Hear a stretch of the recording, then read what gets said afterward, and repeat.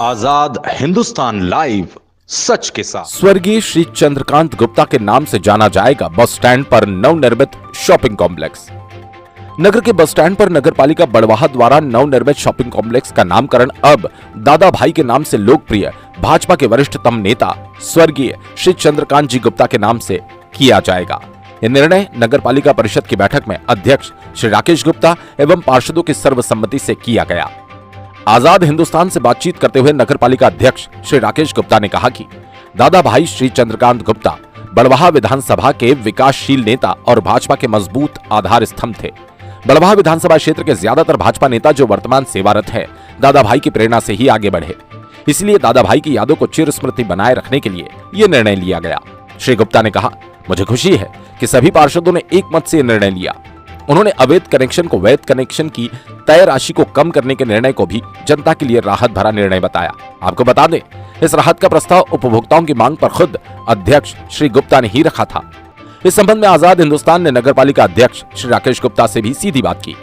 आइए सुनते हैं आजाद हिंदुस्तान की सीधी बात अध्यक्ष श्री राकेश गुप्ता के साथ। बड़वाह से चीफ एडिटर नवरत्न जैन की रिपोर्ट। आज हमारे साथ मौजूद है नगर पालिका के अध्यक्ष श्री राकेश जी गुप्ता। अभी कुछ समय पहले बड़वाह नगर परिषद की एक महत्वपूर्ण बैठक संपन्न हुई। उसमें एक बहुत महत्वपूर्ण निर्णय नगर पालिका के सामने बने हुए शॉपिंग कॉम्प्लेक्स के नामकरण के बारे में लिया। हम उसी संबंध में बात करना चाहेंगे आदरणीय गुप्ता साहब से। गुप्ता साहब, अभी जो मीटिंग हुई और मीटिंग के अंदर शॉपिंग कॉम्प्लेक्स के नामकरण के बारे में निर्णय हुआ, क्या बताना चाहेंगे आप कि किनके नाम पर यह नामकरण किया जा रहा है और क्यों? नर्मदे हर। अभी जो बड़वाह नगर पालिका परिषद के द्वितीय साधारण सम्मेलन हुआ, इसमें एक ये महत्वपूर्ण विषय था।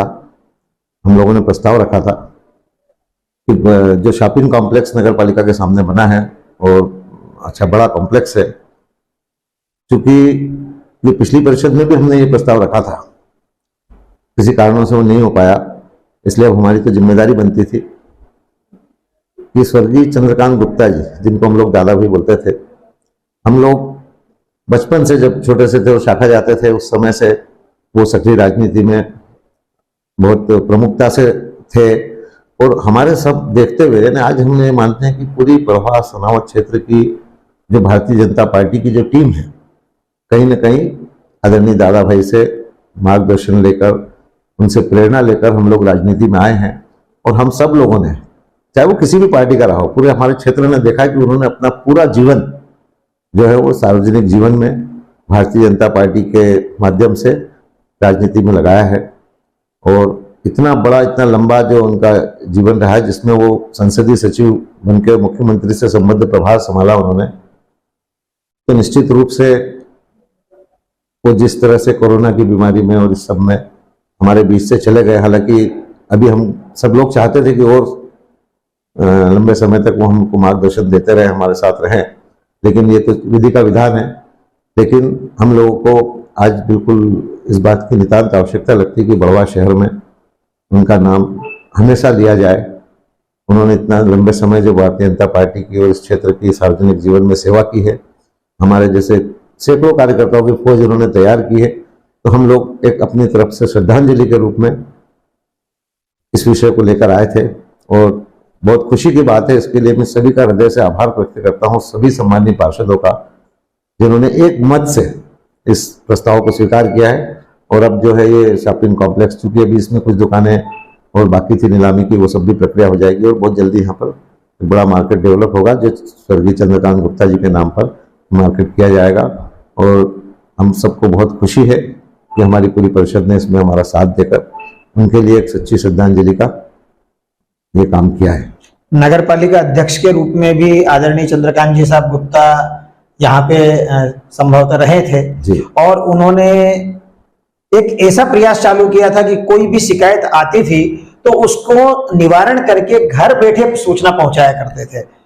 तो ये भी एक बहुत बड़ा योगदान था उनका, और आज उसी के अनुकरण पे संभवतः आप भी चल रहे हैं। बिल्कुल, आप लोग ने ये बात जो कही 100% सत्य है, और आपने कई बार सुना होगा मेरे मुंह से भी, क्योंकि मैं ऐसा मानता हूं कि इसके पहले इस सीट पर अगर कोई फुल फ्लैश पॉलिटिकल आदमी अगर कोई रहा है तो वो चंद्रकांत गुप्ता जी रहे। और उनके छोटे से कार्यकाल को, जबकि वो बहुत लंबा समय नहीं मिल पाया था राजनीतिक परिस्थितियों के कारण, छोटा कार्यकाल था, लेकिन उसमें भी उन्होंने अपनी कार्य क्षमता का, अपनी कार्यशैली का और अपने समर्पण का पूरा प्रमाण दिया था। और हम निश्चित रूप से आज उनको अपने प्रेरक के रूप में देखते हैं। जब इस पद पर मैं बैठा यहाँ पर तो मेरे अंदर जो है वो उनकी छवि थी, और मैं मानता हूँ कि उनके द्वारा दिखाए गए रास्तों पर चल के हम इस शहर की अच्छे से सेवा कर सकते हैं, और वो हमेशा हमारे प्रेरणा स्रोत रहेंगे, क्योंकि उन्होंने भी यहाँ पर एक अपनी तरफ से समझो कि एक्स्ट्रा एफर्ट करके इस पद की गरिमा को बढ़ाया था, और इस पद के माध्यम से नगर की सेवा जिस ढंग से की जा सकती है उसका जज्बा उन्होंने दिखाया था, और वो हमारे प्रेरणा स्रोत हैं और हमेशा रहेंगे। नल जल योजना के बारे में जो अपने अवैध नल कनेक्शन का जो मुद्दा आया, और वहां पर जो आपने राशि की कटौती की, उसकी काफी तारीफ हो रही है, और ये बहुत अच्छा लगा कि आपने प्रयास किया। कैसे आपके मन में आया? लोग 3600 रुपए भी, कुछ लोग भर भी रहे थे, कुछ लोग नाराज भी थे। क्या विचार आया और कैसे इस राशि को आपने कम करने में सफल हुए? इस विषय में देखिए, पिछली परिषद में हमने एक प्रस्ताव पारित किया था। अभी इस परिषद में भी हमारे कुछ पार्षद साथियों ने विषय उठाया कि भैया ये 3 साल तक रोड नहीं करने का प्रस्ताव कब पास हुआ, नगर सीमा के बाहर का प्रस्ताव कब पास हुआ। तो मैं आपके इस प्रश्न के माध्यम से उनको भी जवाब देना चाहता हूं, क्योंकि उनकी जानकारी थोड़ी सी अधूरी रही। जब हमने ये प्रस्ताव पारित किया कि नगर पालिका से सभी अवैध कनेक्शनों को बंद किया जाएगा, तो इसमें वो सभी अवैध कनेक्शन आ गए। इसमें कोई क्लासिफिकेशन की जरूरत नहीं कि वो किस कारण अवैध है। जो नगर सीमा के बाहर है वो वैसे ही अवैध थे, तो इसके लिए अलग से कुछ करने की बात नहीं थी। जो बिना परमिशन के, बिना पैसे भरे हुए नल थे वो अवैध थे। इसके साथ ही कुछ तो इस तरह से भी अवैध थे जो क्राइम था। यानी आज अगर हम लोग समझें कि अगर वैधानिक व्यवस्था से भी हम लोग कोई सीधी पाइपलाइन से कनेक्शन चाहे तो हम नहीं दे सकते, पैसे भरने के बाद भी नहीं दे सकते। वैसे भी कनेक्शन थे जो रसूखदारों ने कर रखे थे, जो नर्मदा जी से हमारी सीधी पाइपलाइन आ रही थी उससे ही जो है वो डायरेक्ट कनेक्शन ले रखे थे। और ऐसे ही लोग मैंने देखा है कि जो अपने अवैध कामों को छुपाने के लिए गरीब लोगों के कंधे पर रख के बंदूक चला रहे थे। इसमें यह भी था कि कुछ वास्तव में भी होंगे जिनको वास्तव में समस्या है, और ऐसे कई लोग मेरे से पिछले समय में मिले थे। खास करके एक बार जो महिलाओं का समूह आया था, चूंकि वो प्रायोजित था, उसमें बहुत सारी ऐसी महिलाएं थी जिनको मैंने स्वयं आइडेंटिफाई किया कि उनके परिवार के लोग फॉरेस्ट में सर्विस कर रहे हैं, आंगनवाड़ी में सर्विस कर रहे हैं। तो हम लोग मान सकते हैं कि वो गरीबों की श्रेणी में नहीं आते हैं, लेकिन कोई राजनीतिक प्रभाव से, प्रेरणा से वो लोग आ गए। लेकिन ये भी मैं मानता हूं कि उसमें कुछ लोग वास्तव में भी गरीब थे जिनको समस्या है, और भी लोग थे जो नहीं भी आ पाए तो हो सकते हैं। मैंने उन लोगों को आश्वासन दिया था, उन्होंने कहा था कि हम लोग मासिक किराया भरने के लिए तैयार हैं, लेकिन हमको ये 3600 रुपये में प्रॉब्लम है। तो मैंने उनसे आश्वासन दिया था उनको कि आप लोग मेरे को लिखित में दें, तो मैं अपनी तरफ से ये मुद्दा अगली परिषद में उठाऊंगा और पार्षदों से आग्रह करूंगा कि इसमें रियायत दी जाए। और वैसा ही हुआ भी, उन्होंने मेरे को लिखित में आवेदन दिया।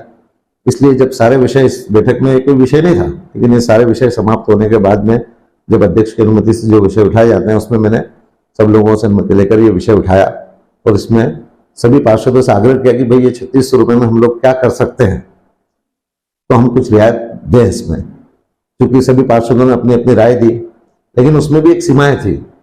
क्योंकि जहां तक मैं जानता हूं तो नगर पालिका परिषद के द्वारा अगर कोई राशि तय की जाती, कोई शुल्क तय किया जाता है, तो हम उसको बढ़ा सकते हैं। हम लोग चाहे तो उसको यथावत भी रख सकते हैं, लेकिन हम उसको घटा नहीं सकते। क्योंकि अगर इस तरह से घटाने को नगर पालिका अधिनियम राजस्व की हानि मानता है, और भविष्य में हमारे पार्षदों को उसके लिए रिकवरी या ऑडिट आपत्ति आ सकती थी। मैंने सिर्फ सबको आगाह किया, और इसीलिए सर्वानुमति से सभी लोगों ने जो पिछले परिषद द्वारा न्यूनतम दर तय की थी 2550 रुपए, उसी को जो है वो इस अवैध नल कनेक्शनों को वैध कराने के लिए भी मान्य किया। इसमें हमने ये भी एक क्लॉज रखा है कि अगर कोई वास्तव में गरीब है, उसको समस्या है कि वो 2550 रुपये भी एक बार में नहीं भर सकता, तो उसके लिए भी जो है इतनी व्यवस्था की है कि वो अपने रकम को 2 किस्त में भर दें। इसलिए क्योंकि हम लोगों का मूल उद्देश्य ये है कि एक तो अवैध काम नगर पालिका के माध्यम से नहीं हो। तो हम सारे लोगों से ये अपेक्षा करते थे कि वो अपने कनेक्शनों को वैध कराए, ताकि नगर पालिका को प्रॉपर उससे आय भी हो, नगर पालिका के रिकॉर्ड में भी उन लोगों की व्यवस्था रहे, और उन लोगों के लिए अच्छी से अच्छी व्यवस्था देना हमारी जिम्मेदारी है।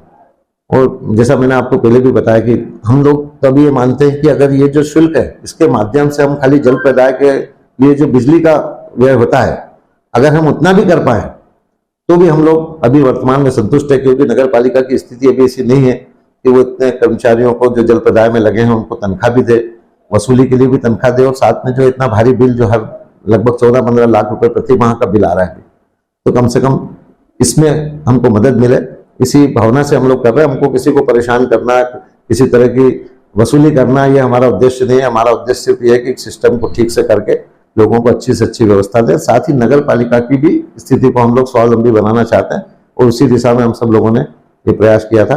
और मैं सभी पार्षदों का भी इसके लिए अभिवादन करता हूँ कि इस मुद्दे पर भी उन्होंने सब लोगों ने एक राय बनाई और इसको कम करके 3600 रुपये को 2550 रुपये किया। यह थे नगर पालिका अध्यक्ष श्री राकेश जी गुप्ता, जिनके नेतृत्व में सबसे बड़ा निर्णय, जिन्होंने बढ़वा के अंदर सर्वाधिक योगदान दिया भारतीय जनता पार्टी को स्थापित करने में और क्षेत्र की सेवा करने में भी, आदरणीय चंद्रकांत जी गुप्ता के नाम से यह शॉपिंग कॉम्प्लेक्स अब जाना जाएगा। उसके लिए पूरा नगर भी आपका आभारी है। बहुत बहुत धन्यवाद गुप्ता जी।